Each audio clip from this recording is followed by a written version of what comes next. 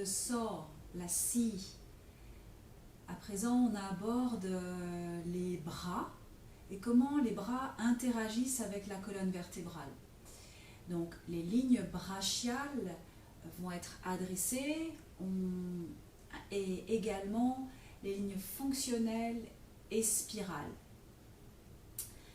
Donc, dans cette scie, ça nous demande d'aller libérer le carrefour de l'épaule, le complexe de l'épaule, pour que la ligne antérieure profonde du bras et la ligne superficielle antérieure du bras puissent finalement coulisser l'une sur l'autre.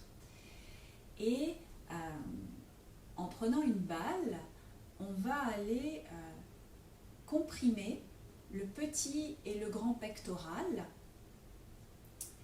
en adressant une pression et d'aller faire des cercles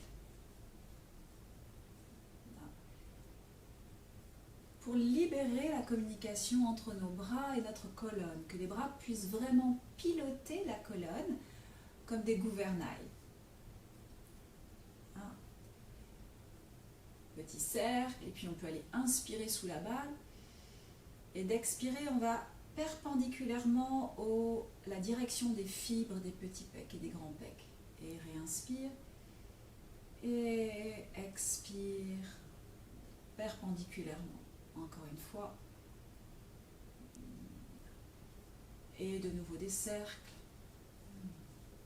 Vous pouvez vraiment aller visiter également le sous-claviculaire, ici avec la balle. Et encore des petits cercles et perpendiculairement.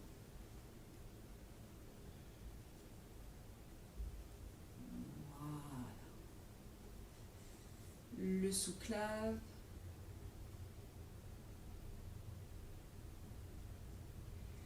On repose la balle.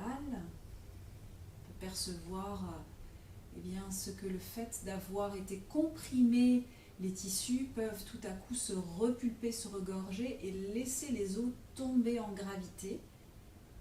Et d'observer s'il y a une épaule qui est plus basse que l'autre. Comprendre que les tissus, en fait, maintiennent les os les uns vers les autres et que là, il y a des relations qui ne sont pas toujours saines et qu'on remet finalement une relation plus aisée entre les os du complexe de l'épaule. Même chose de l'autre côté. Comprime, bien faire des cercles. Respirez bien dans le poumon sous la balle.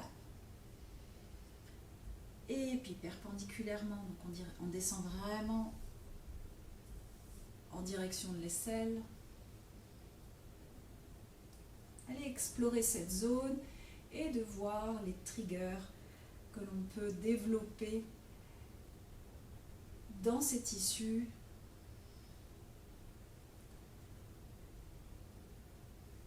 Et puis de nouveau des petits cercles.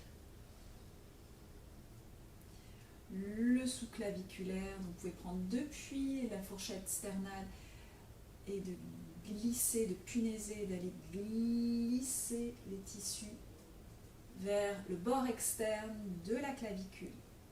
Et encore des cercles.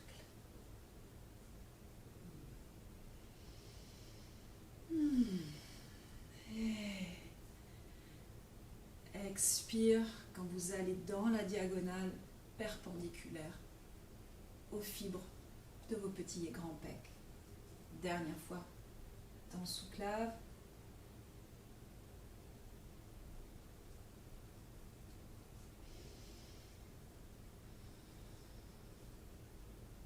Et perpendiculaire.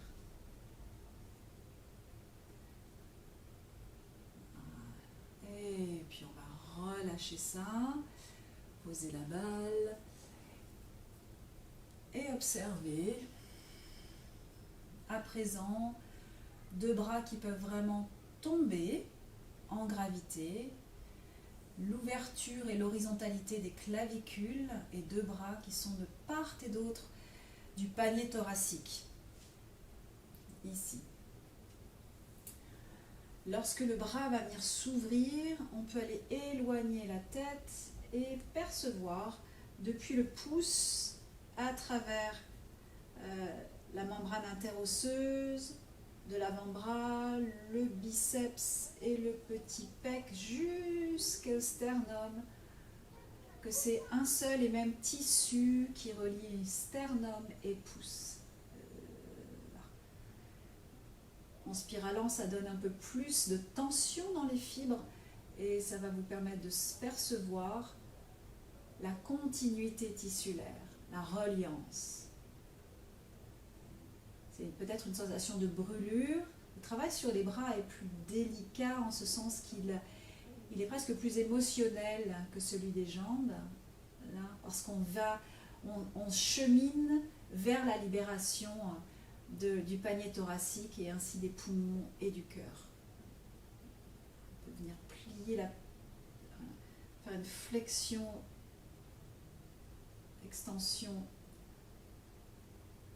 du poignet, plier le coude et d'aller redéposer l'humérus vers l'arrière.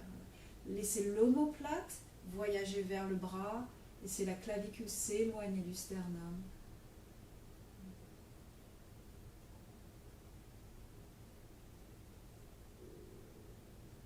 Et puis le bras se relâche. Observez pour vous-même. Je crois que c'est assez flagrant sur moi, comment il y a un bras qui tout à coup, les os peuvent tomber. J'ai accès à la masse et les tissus récupèrent leur longueur physiologique. Et de l'autre côté, c'est doux, depuis le pouce. Voilà, une main sur le sternum. Si vous voulez, vous pouvez vraiment poser la main sur la peau et tracter en sens opposé. Faites un éloignement des extrémités, sternum, pouce, et on joue avec des micro-mouvements du poignet, même de la tête, du coude.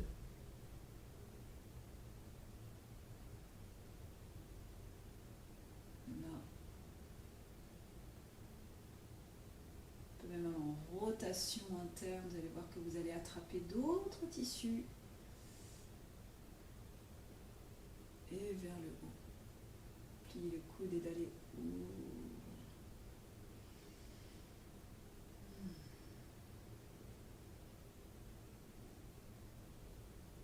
Bien, on termine avec ça. Relâchez vos bras. Et allez les secouer vers le bas, vers l'avant, sur les côtés, en haut. Suivant la densité des tissus et leur tension, eh bien, ça peut créer des compressions articulaires. Donc le fait d'aller secouer les bras, eh bien, on ramène du liquide synovial au cœur même de l'articulation. On va aller ouvrir les paumes de main sur les côtés. Voilà, ici. Puis vous allez voir que plus vous allez tourner, plus vous allez en supination, plus le sternum va monter. La colonne est invitée, donc on suspend le sternum loin de la colonne thoracique et la colonne va suivre. Là. Maintenant, j'attends que mes pouces tournent dans l'autre sens. Il y a une spirale dans les tissus de mes bras, ça voyage à travers mes coudes, à travers les épaules, et ça communique avec la colonne vertébrale. Les cervicales sont invitées à suivre le mouvement du sternum et de se mettre en relation saine avec le reste des vertèbres. Là, j'attends que les pouces communiquent à la colonne vertébrale. On va avoir besoin de cela dans la scie. Là, là, là, là, là, là, là. J'attends, j'observe en allongeant mes os dans mes tissus des bras.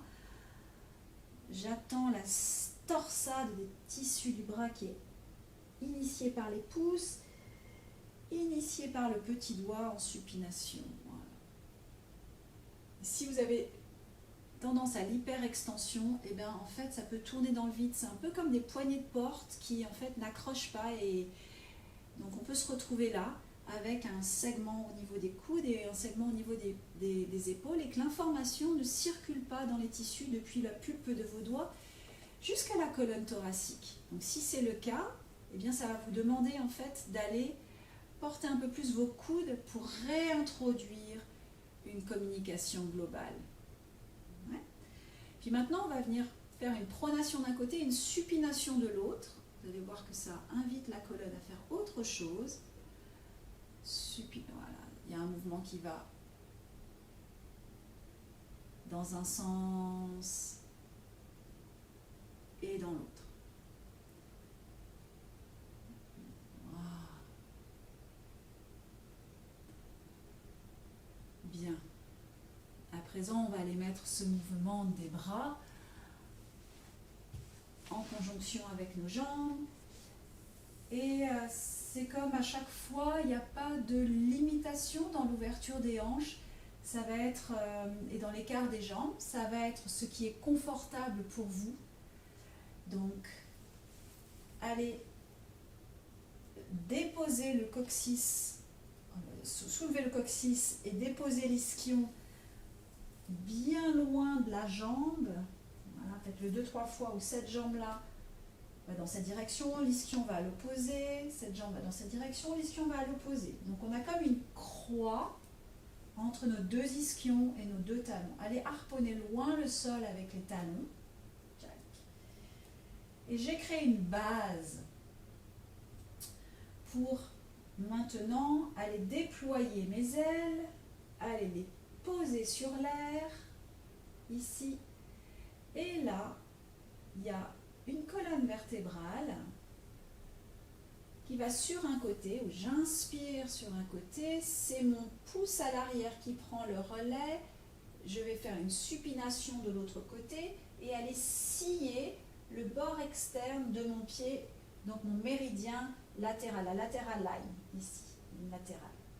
Pour revenir, j'inspire dans le poumon opposé, dans cette toile lombaire à l'opposé, et mon bras à l'arrière soutient le plafond, ici, et il va y avoir un arc de cercle en arrière pour revenir.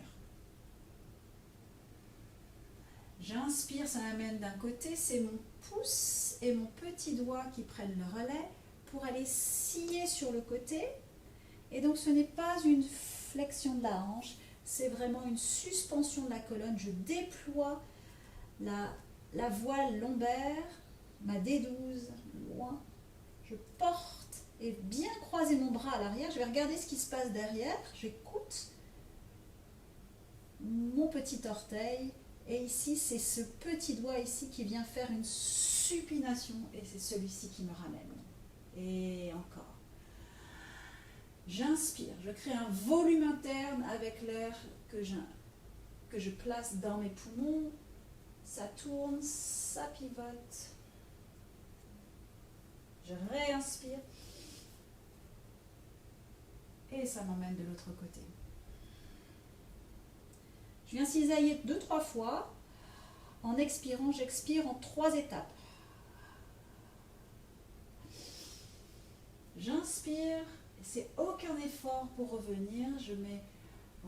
J'ouvre les ressorts de mes tissus. J'ai mes 2 ischions au sol. Et ça me ramène. Et je vais pouvoir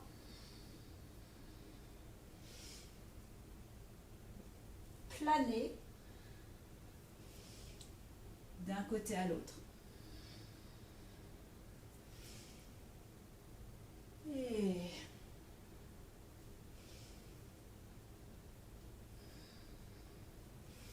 pour nous aider à nous éjecter du sol, je presse dans mon talon.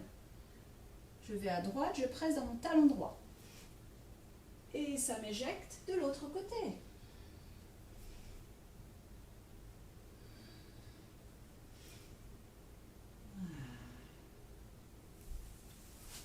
Donc très ludique, la scie, pour vraiment saisir maintenant cette transmission de la force depuis le pied jusqu'à à travers toute la ligne spirale et la ligne fonctionnelle.